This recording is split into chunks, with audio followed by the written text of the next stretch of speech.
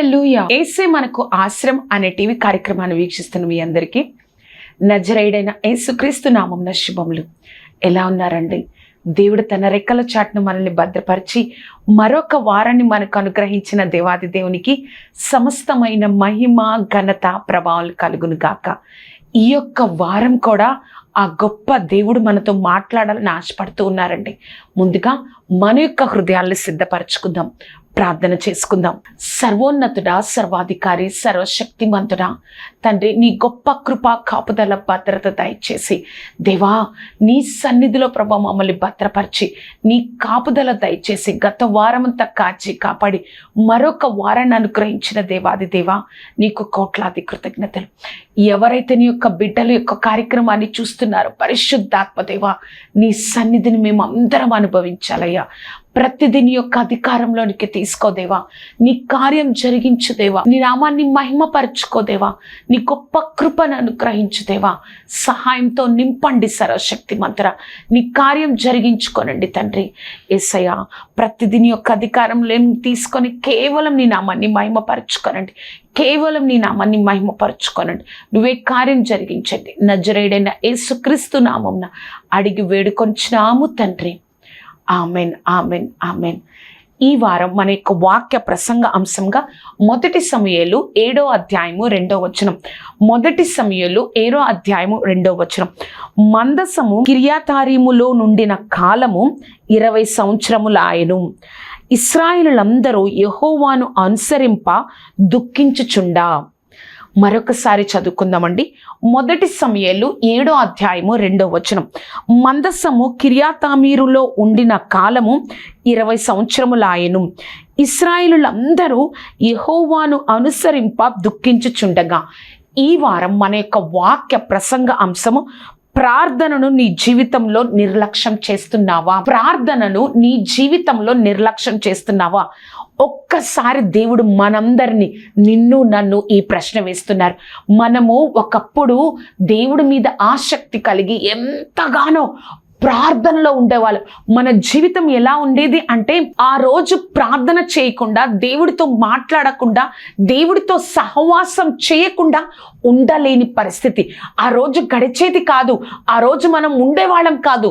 కానీ ఇప్పుడు మన యొక్క పరిస్థితి ఎలా అయిపోయిందంటే, కొన్ని నెలలు అయిపోయింది, కొన్ని సంవత్సరాలు అయిపోయింది. ఏదో నామకార్థ ప్రార్థన, ఏదో సంఘానికి వెళ్తున్నావు కానీ నామకార్థ ప్రార్థనతో నీ జీవితాన్ని కొనసాగిస్తున్నావు. అనేక సార్లు నువ్వు ప్రార్థనతో అనేకమైన కార్యాలు నీ కుటుంబంలో నువ్వు చూస్తున్నావు.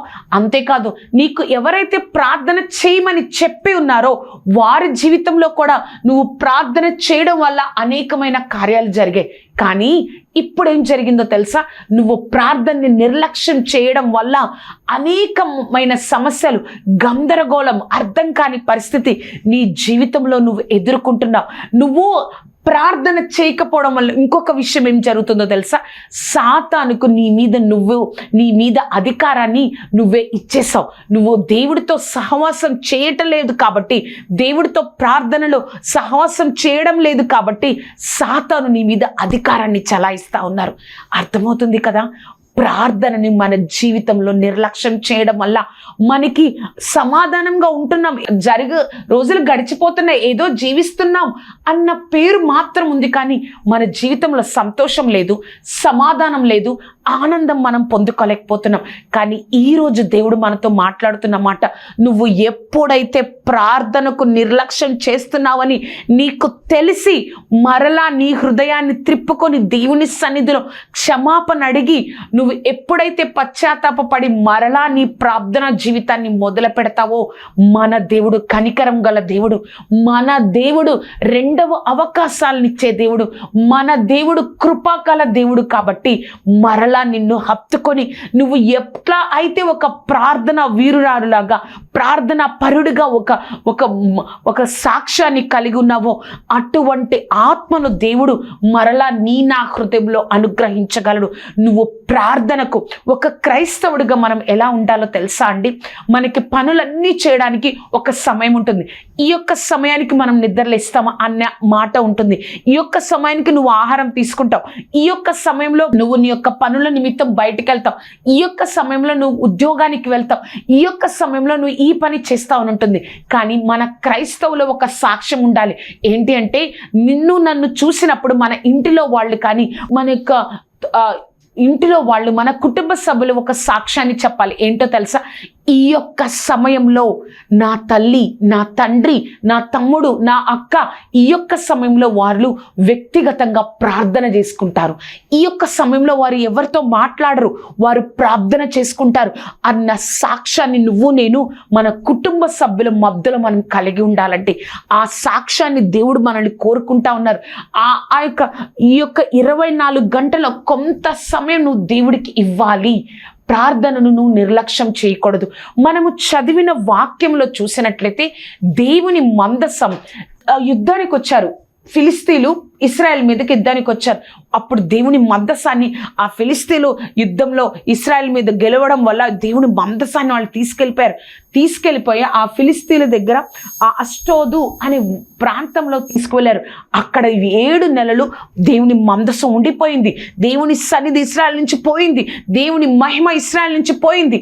తరువాత వీరు అక్కడ వారికి కొంత బాధలు కలగడం వల్ల ఫిలిస్తీన్లు ఏం చేస్తారంటే ఆ మందసాన్ని తిరిగి కిర్యాతారీము అనే ప్రాంతానికి పంపించేస్తారు. అక్కడ 20 సంవత్సరాలు మందసం అక్కడే ఉండిపోయింది. అంటే వాళ్ళు కొన్ని సంవత్సరాలు, కొన్ని నెలలు, కొన్ని సంవత్సరాలు దేవుని మందసం, దేవుని భయము లేకుండా, దేవుని మాట వినకుండా, దేవుణ్ణి అనుసరింపకుండా, ప్రార్థన లేకుండా వాళ్ళు జీవించారు. అందుకే మనం చదివిన వాక్యంలో వారికి దుఃఖం కలిగిపోయింది. వారు దేవుణ్ణి అనుసరింపకపోవడం వల్ల వారి జీవితంలో దుఃఖం కలిగింది అని దేవుడు మాట్లాడుతున్నారు. అసలు ప్రార్థన వల్ల మనం ప్రార్థన చేయకపోతే మన జీవితాలు ఎలా ఉంటాయి? ప్రార్థన చేస్తే మన జీవితంలో దేవుడు విజయాన్ని, కార్యాలను ఎలా చేస్తారో మనం 3 విషయాల్లో ఈరోజు మనం నేర్చుకుందాం. మన యొక్క వాక్య ప్రసంగ అంశం, ప్రార్థనకు నీ జీవితంలో నిర్లక్ష్యం చేస్తున్నావా? ప్రార్థనను నీ జీవితంలో నిర్లక్ష్యం చేస్తున్నావా? మొట్టమొదటిగా